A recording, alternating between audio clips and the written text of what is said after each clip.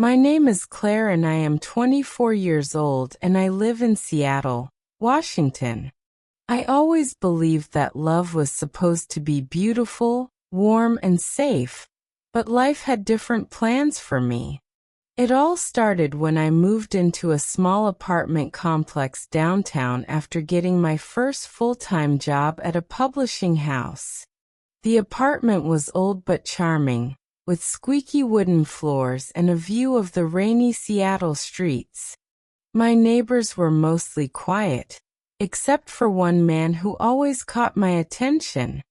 Adrian, a 27-year-old artist who lived directly across the hall. He was mysterious, with dark hair that always seemed a little messy, and eyes that looked like they held secrets no one could touch. Every time I passed by his door, I felt like something inside was pulling me closer, though I could never explain why. One evening, as I struggled with grocery bags, Adrian appeared out of nowhere and offered to help.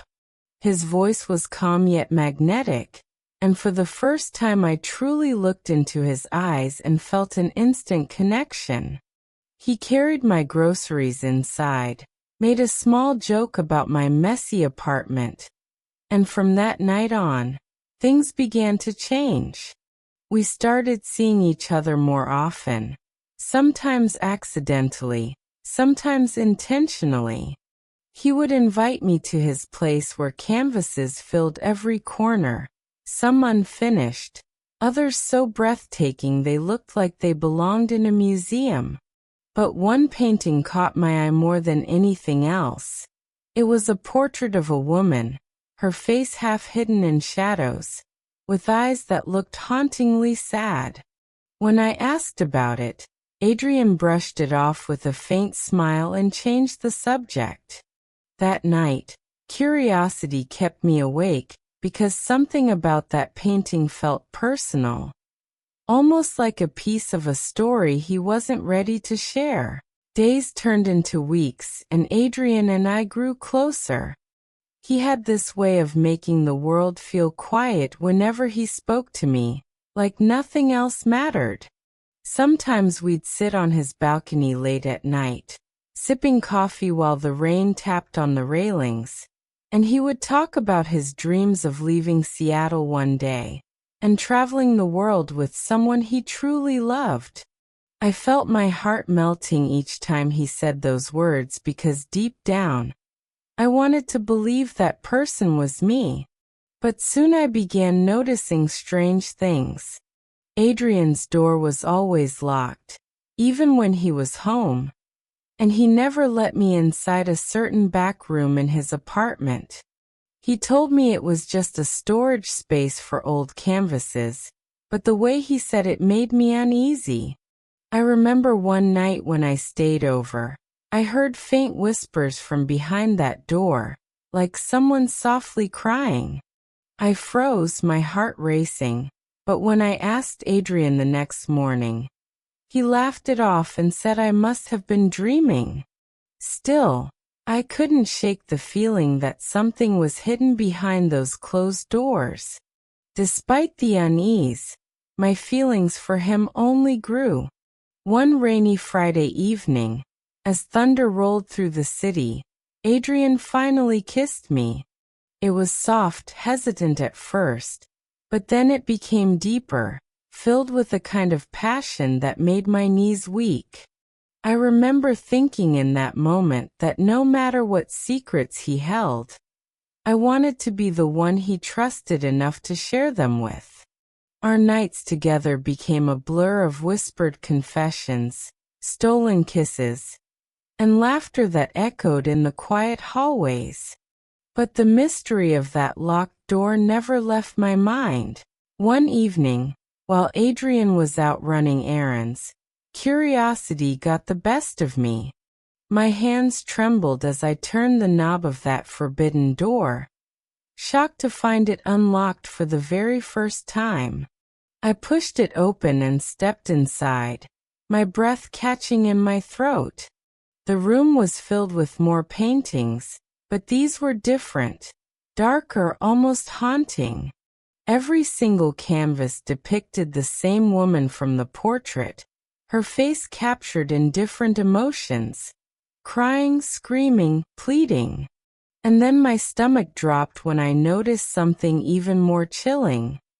One of the paintings was unfinished, but the outline looked exactly like me. My chest tightened as fear surged through my veins. Before I could step back, I heard Adrian's voice behind me, quiet yet sharp. "You weren't supposed to see this, Claire?" My heart pounded as I turned to face him, his expression unreadable, torn between anger and sorrow. I wanted to run, but his eyes held me in place. He stepped closer and explained that the woman in the paintings was his sister who had died tragically years ago. And he painted her over and over again because he couldn't let go of her memory. He said the unfinished portrait of me was because I reminded him of her. Not in appearance, but in spirit, in the way I carried my sadness and my dreams. He claimed that I had become his muse, his light in the darkness he lived with every day. Tears welled in my eyes as relief and fear collided inside me. Was this love, or was it obsession? Adrian reached for my hand, his eyes desperate, begging me to understand. I hesitated, but the sincerity in his trembling voice made me stay.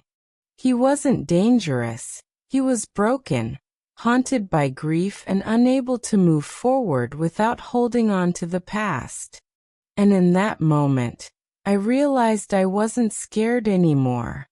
Instead, I felt something deeper than love.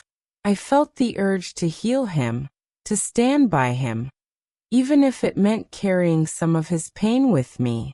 The days that followed were filled with a strange kind of closeness. We painted together, talked late into the night, and slowly I saw Adrian changing. He started smiling more, laughing even, and sometimes I caught him staring at me with gratitude in his eyes, as if I had given him something no one else could. Yet still, every time I walked past that room, I felt the weight of those paintings pressing on my heart.